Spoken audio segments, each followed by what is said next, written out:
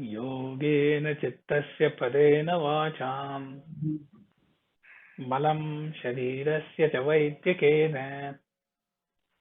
योपाकरोत्तं प्रवरं मुनीनां पतञ्जलिं प्राञ्जलिरानतोऽस्मि आबाहुपुरुषाकारं शङ्खचक्रासिधारिणं सहस्रशिरसं श्वेतं प्रणमामि पतञ्जलिं गुरुर्ब्रह्मा गुरुर्विष्णुर् गुरुर्देवो महेश्वरः गुरुः साक्षात् परब्रह्म तस्मै श्रीगुरवे नमः हरिः ओम्. So in the previous session, we had seen Sutra 4.25, where it said that the next 10 sutras deal, with those we begin with the journey of the yogi towards kaivalya and the state of the chitta as that happens. So in 4.25, which was Vishesha Darshinaha, Atma Bhava Bhavana Vinivrittihi. So we had seen what is the indication of a person who has that hidden seed or fire that will take him to prasankhyanam or vivekakhyati. That indication that one has a adhyatmic bent. And then we saw how the vivekakhyati, which is the realization or the sakshatkara, a direct perception of the difference between the bodhisattva and the purusha, and how that leads to the resolving and going away of Atma Bhava Bhavana, which is the types of questions such as who am I, what was I, what will I be, and so on. So we dealt with that in detail along with the Bhashya. And then Patanjali continues with the next sutra, which we'll be looking at now, which is 4.26, which is tadā vivekanimnaṃ kaivalyaprāgbhāraṃ cittam. So tadā means then, at that time, when that happens. So this is a continuation from the previous sutra. So when it says then, which means when, it is when one has had the Vishesha Darshanam, which is a clear realization or discrimination, which says that the Purusha is different from the Bodhisattva.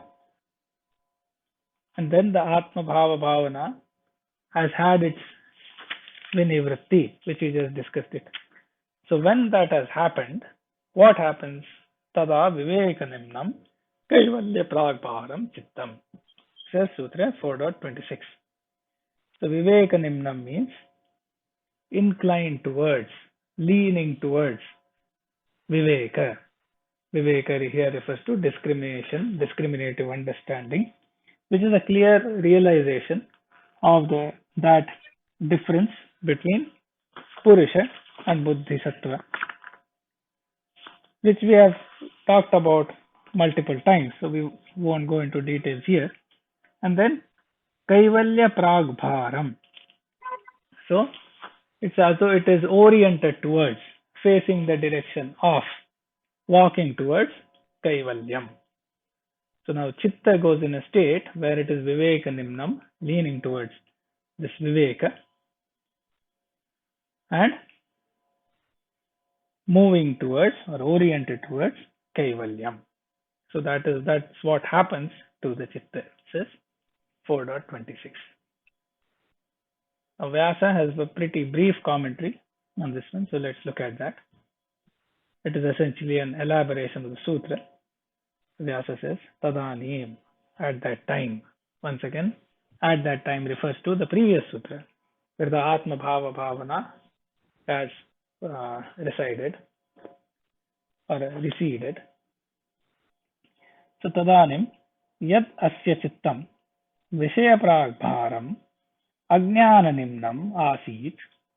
So at that time, this chitta, which was so far vivekanimnaṃ, leaning towards the vishayas. Vishayas refers to the interaction of the indriyas with worldly objects. So the chitta was inclined towards that so far, and it was ajñānanimnaṃ. So it was oriented towards facing the worldly objects as the vishayas and inclined towards ajñānam. Here ajñānam primarily refers to the lack of the ultimate jnanam of the Purusha and its distinction from the Bodhisattva and the world in general. So ajñānanimnaṃ āsīt. So far the chitta was of that type. Tad asya anyatha bhavati. Now it becomes very different. Anyatha bhavati. It becomes very different. In what sense does it become very different? Kaivalyaprāgbhāraṃ vivekanimnaṃ iti. So now it faces and it becomes oriented towards kaivalya. So kaivalyaprāgbhāraṃ. And instead of being ajñānanimnaṃ, so you have to draw the distinction. So far it was visayaprāgbhāraṃ, now it is kaivalyaprāgbhāraṃ. Similar to the difference between bhoga and apavarga. And so far it was ajñānanimnaṃ. So it was immersed in ajñānam. Now it becomes vivekajñānanimnaṃ. So it becomes inclined towards or somewhat immersed in vivekajam jnanam. The jnanam, the knowledge that arises from viveka, that is born out of viveka. Again, viveka is a realization of the difference between Purusha and Bodhisattva. Both are pure, but one is sentient, eternal, the other is insentient, dependent, and subservient. And as we have seen, this Vivekaja Jnanam, if you remember, we had seen a sutra that had described this Vivekaja Jnanam as Tarakam, Sarva Vishayam, and Sarvatha Vishayam. If the Jnana that arises from it is one that is Tarakam. Tarakam means it is something that protects and carries one from this worldly state of existence to liberation. And the Jnanam is Sarva Vishayam. Everything is in its scope, and Sarvatha Vishayam, in all ways. Okay, past, present, future, cause, effect, etc. The complete realization dawns out of everything, dawns out of Viveka, that is known as Vivekaja Jnanam. So essentially, a very characteristic change takes place in the chitta after the yogi becomes a Visheshadarshi, as mentioned in the previous sutra, and the yogi has his Atmabhava Bhavana receded because he has realized the nature of the Purusha, the nature of the Bodhisattva, and the questions such as who am I, what was I, what will I become, etc.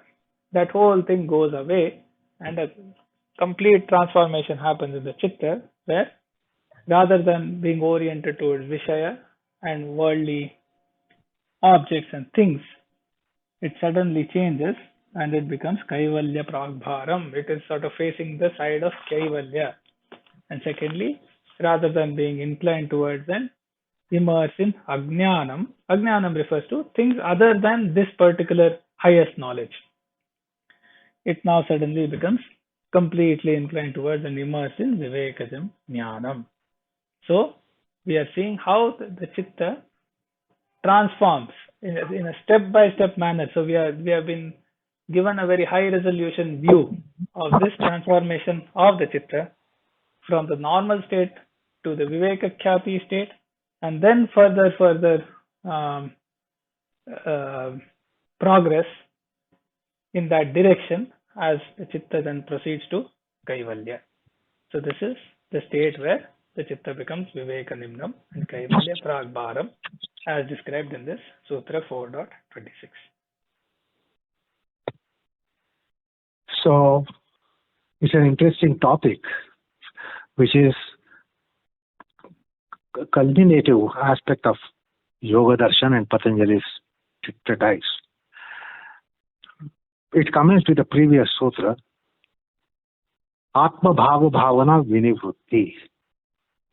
It is interesting to note here that we are supposed to be getting Atma Bhava Bhavana. It has to appear, it has to come, it has to stay, and then it has to depart. So, it is like this. What is this Atma Bhava Bhavana? See, we people who are soaked in mundanity, mundane mire, we might appreciate spiritual discourse, spiritual practices for a while. So we are prone to distractions quite easily when we are in spiritual practices, because our mind is not inclined towards spiritual process. So even if we appreciate it, we are prone to distractions, or the boredom quickly envelops us. It is okay for a short while to be practicing spiritual pursuits for some time in a day, perhaps every day, but then we are vulnerable, we are prone to sensuality, worldly gravities, mundane gravities, and we can be quickly getting distracted. So this is our condition. So with our spiritual pursuit on the form of satsanga, sadhana sangha, shastra sangha, satvik ahar, vihar, achar, vichar, and then inculcating noble principles and practicing them, which are yajna, dana, tapas, we need to go a long way, and then we will be getting Atma Bhava Bhavana. And this has to come. We have to get Atma Bhava Bhavana as to the spiritual inquiry. Who am I? Whence am I? What is all this around me? So this is spiritual inquiry we have considered in the Swadhyaya topic of Niyamas. So that inquiry has to come, and earnestness has to come, keenness has to come, and after that comes and it stays, it takes one a long way in spiritual path, and then comes the Viveka Khyati, whereby this Vishesha Darshana, who is Vishesha Darshana, getting the final culminative knowledge in the form of discrimination which you heard just now, then Atma Bhava Bhavana Vinivrutti will take place. It will be waning, it will go away, because of having experienced the ultimate reality of oneself. That oneself is not man, woman, young, old, strong, weak, intelligent, stupid, oriental, occidental, etc., etc. So then there is that Atma Bhava Bhavana Vinivrutti takes place. And with that, what happens?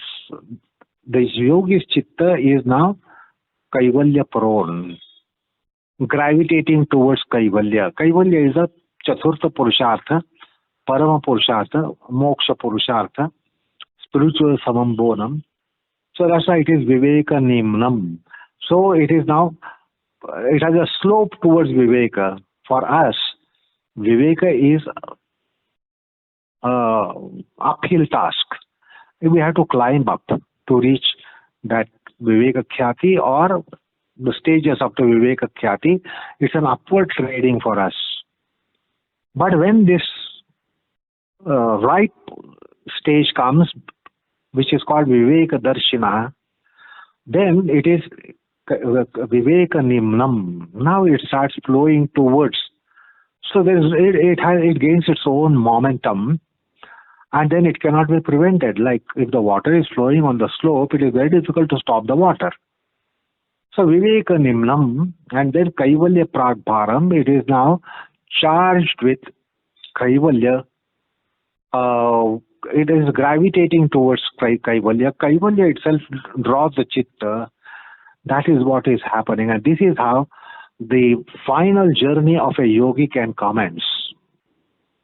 The kaivalya prakriya is going to be commencing hereafter. So it will be becoming very natural momentum. There is no struggle, no fight, like we have our fight in spiritual pursuit. It is an uphill task. It's a climbing up movement for us. And we require high power engines for us to trade on the path of spirituality. And now the engine can be switched off because it's a slope towards spiritual samam bonam. So that is what the interesting terms, which is vivekanimnaṃ and then kaivalyaprāgbhāraṃ. The chitta is now very naturally having a momentum towards the spiritual samam bonam, which is kaivalya. And therefore the kaivalya process will be very natural. So that's an interesting thing to be taken note of. While our case is that we have to be kshurasya dhara. Our path is like razor sharp blade. You must be very cautious, very careful, and very, very much intentful.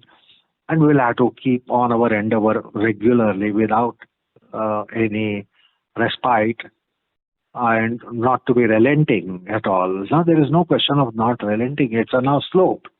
Vivekanimnaṃ, so it will start running towards kaivalya. It gets that natural slope towards, inclination towards.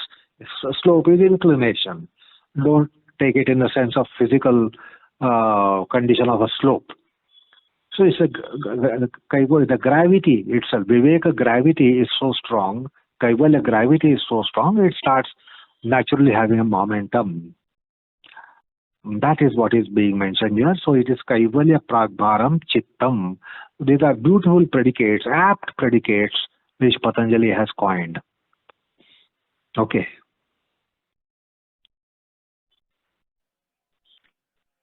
So now we move to the next sutra. This was a relatively brief one, but there is a continuity. So now we move to the next one, 4.27, which points out an interesting point. It says, tacchidreṣu pratyayāntarāṇi saṃskārebhya. So we just saw that the chitta has become vivekanimnaṃ kaivalyaprāgbhāraṃ. It is inclined, immersed towards the jnana of viveka, and it is oriented towards kaivalya. And yet, 4.27 says, tacchidreṣu. In the gaps, there is pratyayāntarāṇi. There are other states of cognition, other knowledge, saṃskārebhya, due to the samskaras. So even though the yogi is now in such a state that is immersed in vivekajam jnanam, completely oriented towards kaivalya, still gaps arise. And in those gaps, the normal states, normal worldly state, the chitta goes back into that. So the pratyaya, which refers to the state of knowledge in the chitta or the cognitive imprint.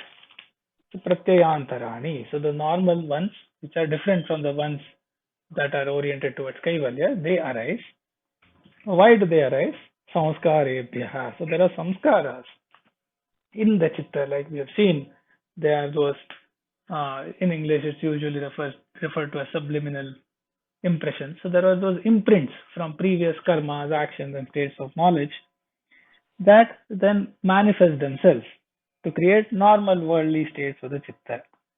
So that is Sutra 4.27, which is how meticulously and carefully Patanjali and Vyasa are describing the journey towards kaivalya. So even though the chitta is now ready, completely oriented towards kaivalya, there are gaps in that state where the normal states of existence come back.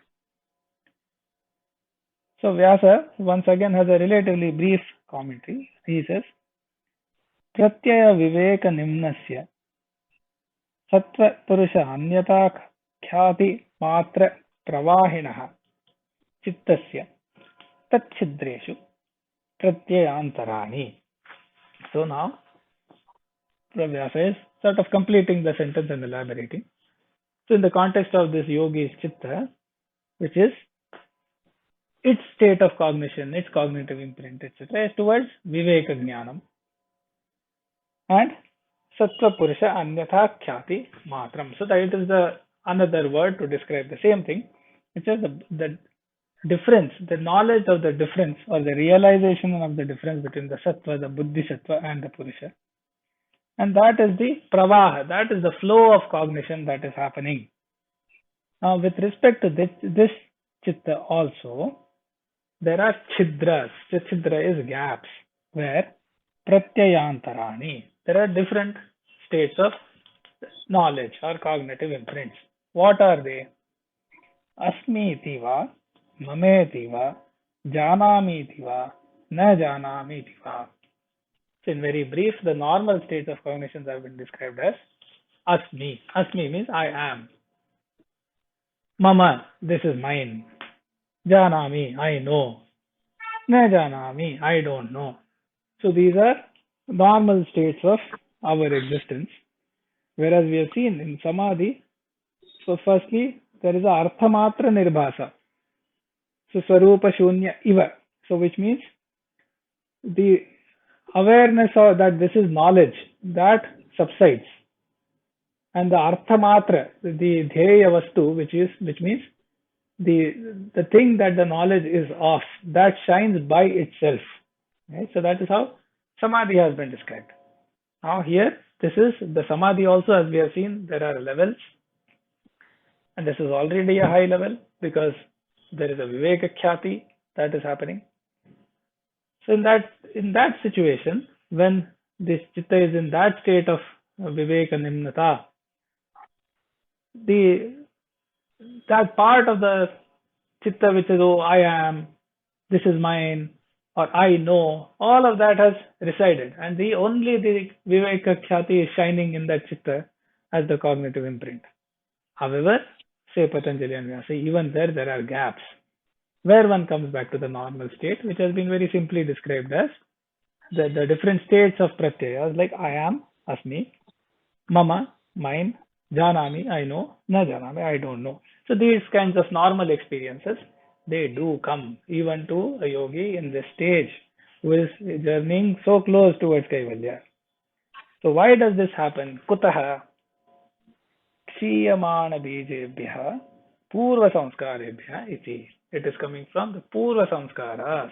The samskaras that lie in the very material or the fabric of the chitta, which are of the nature of kshiyamana bija. So the samskaras, the seed of the samskaras known as bija, when it becomes in a state of dagdha bija, where it is completely burned seed state, then it's not going to sprout at all. But kshiyamana bija means it is getting enfeebled, more and more feeble, but not yet completely in the burnt seed state. So those do manifest, but they manifest in simple forms. It's not going to lead suddenly to desires and hatred, etc. It's going to because it is already a kshiyamana bija, already in an enfeebled state, it is going to bring somebody back to a mild vyuthana state, mild worldly state of existence, where one has this sensation of I am, mine, not mine, know, don't know. So those states will arise, even in this state which is so close to kaivalya. So once again, like I said, it's like a frame by frame, high resolution view of the move or the journey towards kaivalya. And here it's being very clearly stated that the samskaras have a powerful role. That is why countering the samskaras is so much part of the Yoga Shastra, that even in this situation, the samskaras will manifest and bring the yogi back into a sort of a worldly state. So that is Sutra 4.27. So this is a journey towards kaivalya. So it is only a journey. The kaivalya has not actualized, full bloomed. It has not actualized. It is a journey towards kaivalyam, kaivalyaprāgbhāraṃ. So it is flowing towards kaivalya. It is gravitated by kaivalya. Then the thing is that yogi has still the body embodiment. There are natural calls which come to body. So yogi will be most of the time in yogic state, and he will have the natural calls of the body, thirst and hunger, etc. And for that purpose, he has to come back to vyuthana. He has to come back to worldliness and quench the thirst and hunger and the calls, answer the calls of the body which he is still holding. So for that purpose, there is a chidra, that there are gaps. In his enlightened condition, there are gaps. And these gaps allow him to answer the calls of the body and quench the thirst and hunger, etc., and accomplish worldly activities, because he is not still in kaivalya, he is still in the world, and therefore he is still a worldly person. One of the mystic saints has beautifully described, he says, we are most of the time in mundanity, and then we are awakened, and then we get into our spiritual practices. So when we are awakened, awakened in the sense spiritually, it's not a wakeful state. We are awakened from mundanity to be going towards spiritual pursuits, and we do our spiritual pursuit for whatever 1 or 2 hours, and then we are again back to mundane world. So we awaken for spiritual practices, and here awakening is for him to disembark from his spiritual pursuit and answer the calls of the body and the natural hunger, thirst, etc. And that is the pratyayāntarāṇi, that he becomes worldly man for a short while. So you heard about that mameti, janami, na janami, asmi.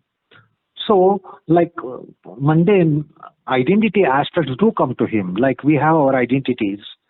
When we are in a wakeful state, we have identity, class, caste, creed, gender, status, stature. So we are aware of all those things.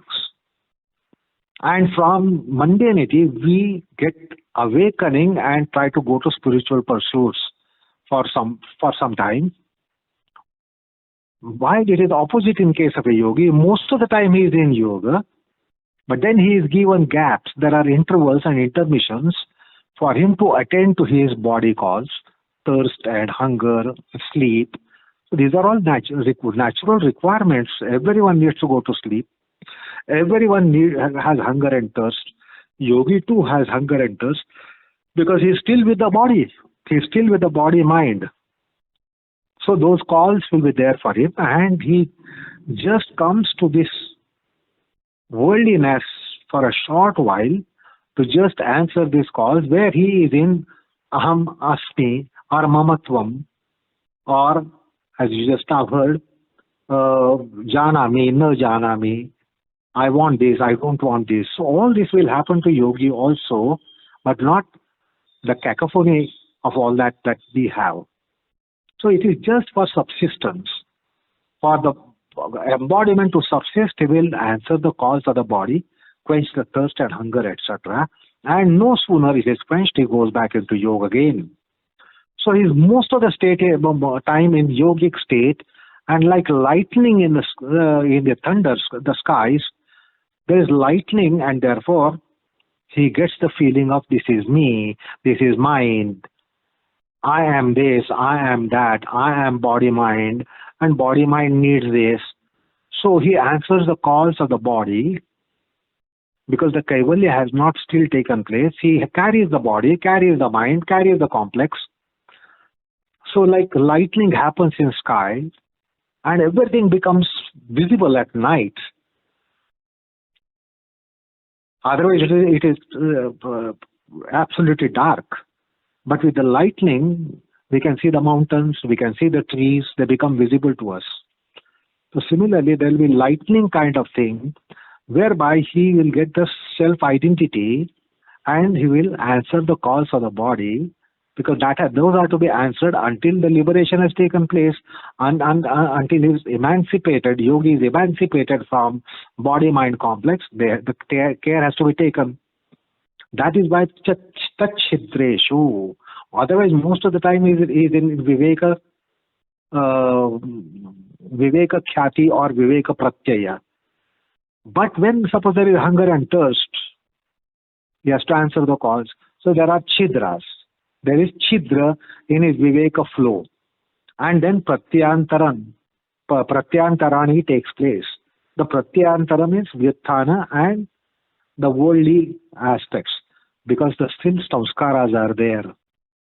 So this is an interesting sutra, and what is important, that we are most of the time in spiritual dormancy, and once in a while we wake up and do our spiritual practices for a short while, maybe an hour or so, and again go into the dark zone, which is mundanity. That is spiritual darkness. Whereas yogi is most of the time in spiritual enlightenment, but once in a while there is a chidra offered, gaps offered, so that he can attend to needs of body, such as sleep, such as hunger, such as thirst, such as mundanity, relativity in the world. You are so somebody is somebody to you. So he is able to answer those calls, and again he goes into samadhi or viveka pratyaya. So viveka pratyaya and vithana pratyaya. So vithana pratyaya is just a gap allowed, whereas in our case we have only a small gap for viveka sadhana. Most of the time we are dormant. We get awakened and go to spiritual practices, and again go into the slumber of mundanity. Here he only comes for mundanity, for mere subsistence, as much as needed. And that is why chidra is a small hole. Small hole is called chidra. So therefore there is slight hole in his viveka sadhana, and therefore he can attend to these natural calls until he is emancipated from body mind. So the kleshas are still there. The body is there, that means kleshas are there. Because the klesha has not been totally annihilated, these lightning conditions will appear. These lightning conditions will help him accomplish the worldly activities. Again, replenish the body mind. So again, they are fit to get into viveka sadhana. And again, the thirst and hunger would appear, or sleep would be a need. The sleep is need for any living form. It may not be as much as we need, but sleep is needed. We perhaps sleep every day. Yogis don't have to sleep every day. Maybe once in a while they will have to sleep. Once in a couple of weeks and couple of months, they will need a sleep-like thing when they come to Vittana. When they come to body consciousness, they will need a sleep. So that's an interesting thing, and we have to understand the purport of it. And the detail that is being mentioned is really absolutely incredible. So tacchidreṣu pratyayāntarāṇi. Pratyayāntarana means vyuthana. And it is because of the saṃskāras. The saṃskāras are still there. Vyuthana nirodha saṃskāras are still there. Most of the time nirodha saṃskāra, but vyuthana saṃskāras would appear. Yogi is hungry, needs food, thirsty, needs water, needs to attend to calls of the body, needs to take recourse to Vyuthana, needs to go to sleep, so needs to take recourse to Vyuthana, because sleep is Vyuthana. So that's why it's a very detailed description, and this should be appreciated. So that's the marvel of this sutra. Okay. So the samskaras that have been mentioned here, it is not something that is going to take the yogi back to bhoga, because at this point viveka khyati has been experienced. So it is said elsewhere, nate prajñā kritaha samskaraha kleshakshaya hetatvat cittam adhikara vishishtam kurvanti. So these are samskaras that are going to bring about things like I am there, this is mine, I know, I don't know, and so on. But kleśakshaya hetutvat, because the kleśakshaya, the enfeeblement and the destroying of kleshas, that has happened because vivekakhyati has begun. Therefore, the cittam adhikara vishishtam na kurvanti. The chitta is not going to go back to become a adhikara vishishta and leading to bhoga, etc. That is a clarification given that this vyuthana is not a complete state of worldliness.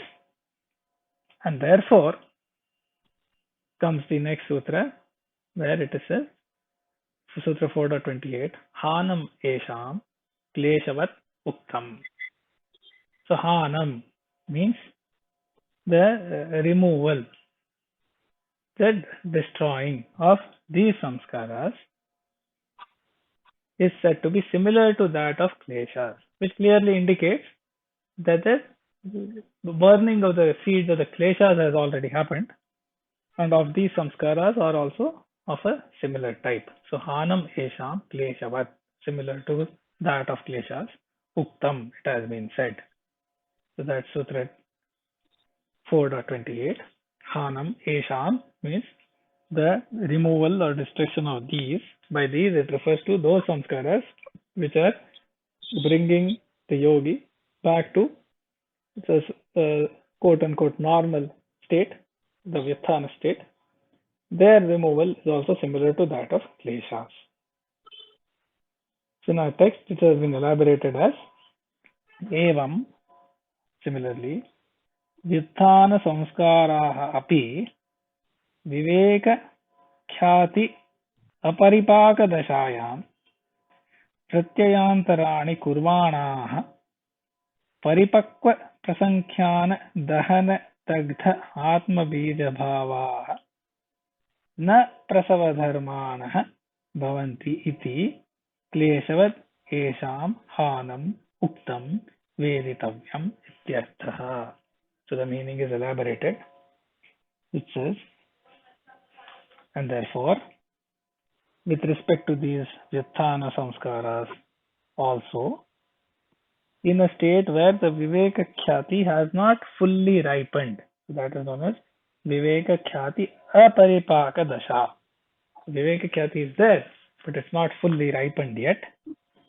So that is why these samskaras are manifesting and causing these pratyayāntaras, pratyayāntarāṇi kurvāṇāh. But paripakva prasaṅkhyāna dahana dagdha atma bija bhāvāh.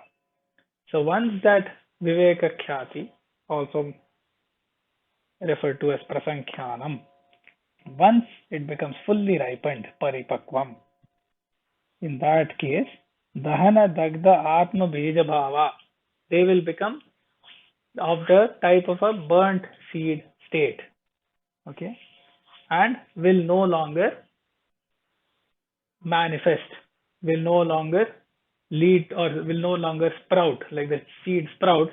These will not sprout. These will not lead to the vyuthana stage.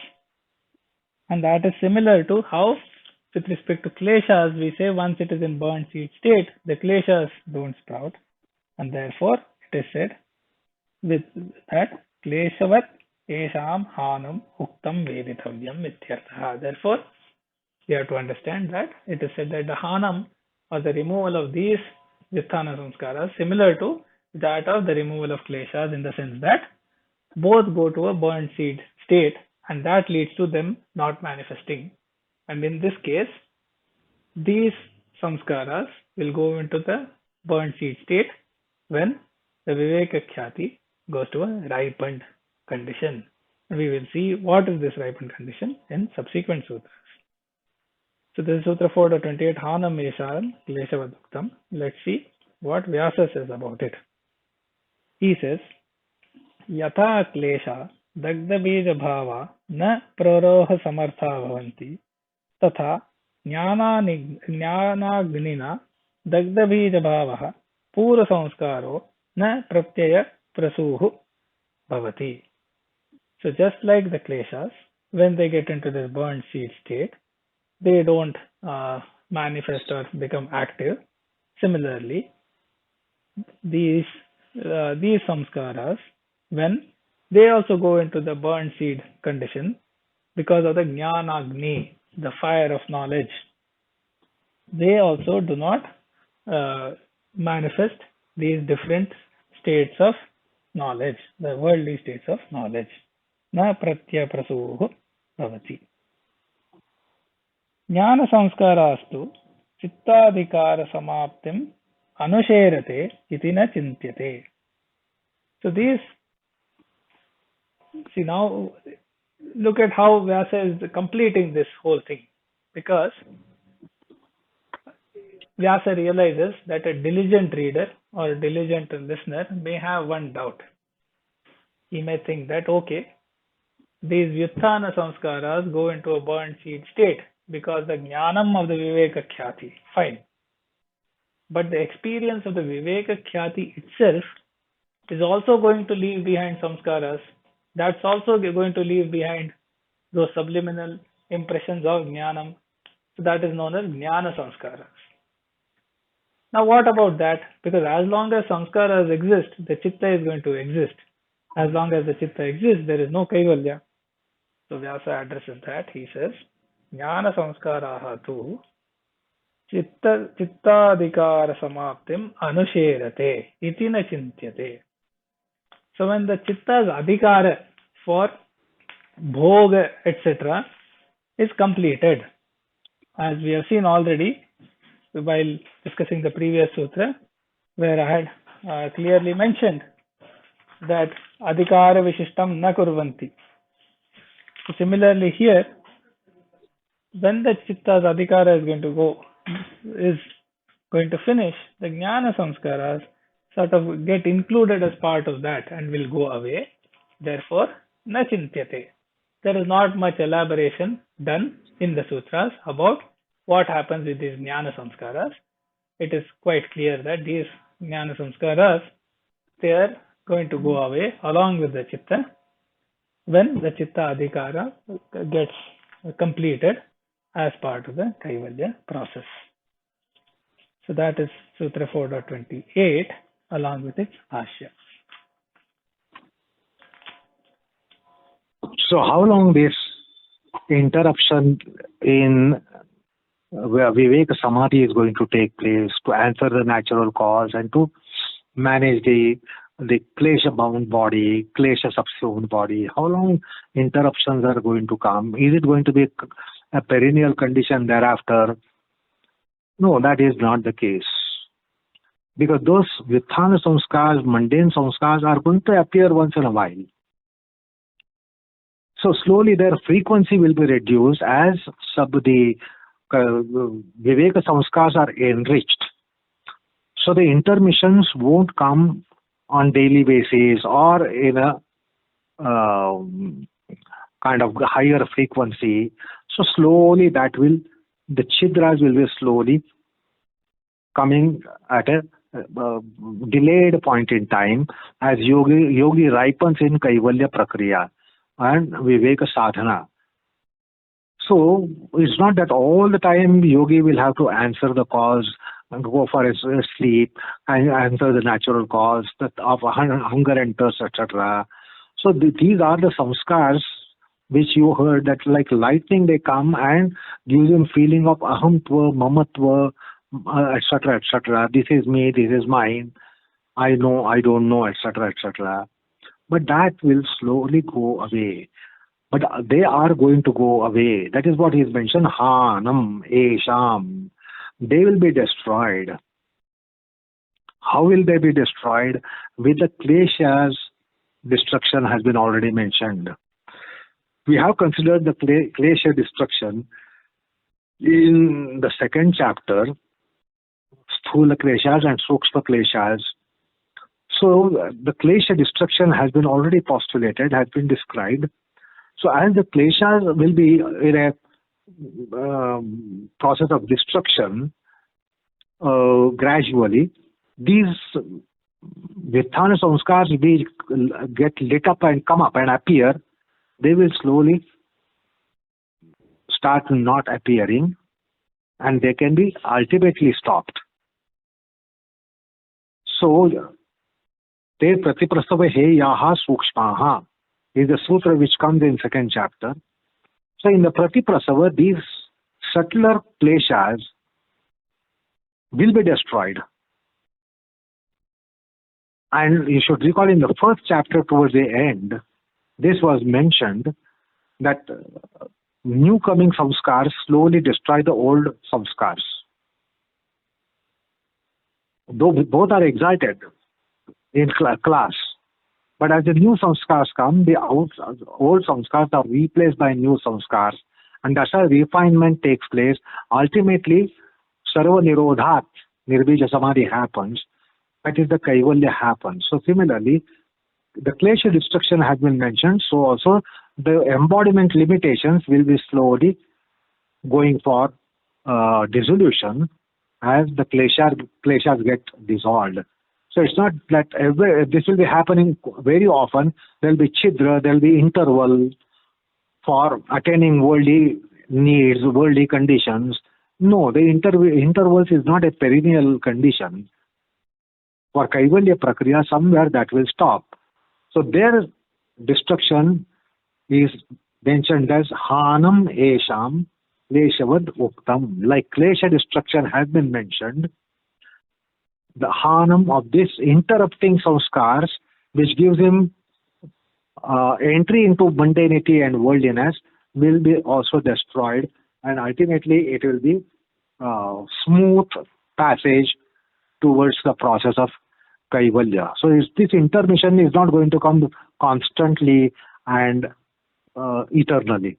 It's going to be set aside gradually as the klesha management will take place.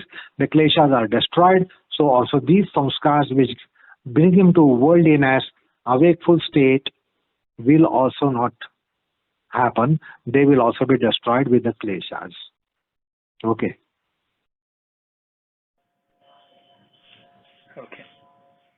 So that covers up to Sutra 4.28. So we'll stop here and we'll take the next sutras in the next session, where we look at some interesting concepts such as dharma, mega, samadhi, etc. That is taken together with the sutra that comes after that. So we'll cover that in the subsequent session. So let us recite the slokas in Guruji and stop for today. Vaignānikam pravaktritva āsaneshu kalavidam yogābhyāse ca tattvajñam vandeham sundaram gurum yoga vruksho hi lokesmin yat preranena vardhitah yogacharya guro tubhyam sundaraya namo namaha. Thank you. Namaskar all of you.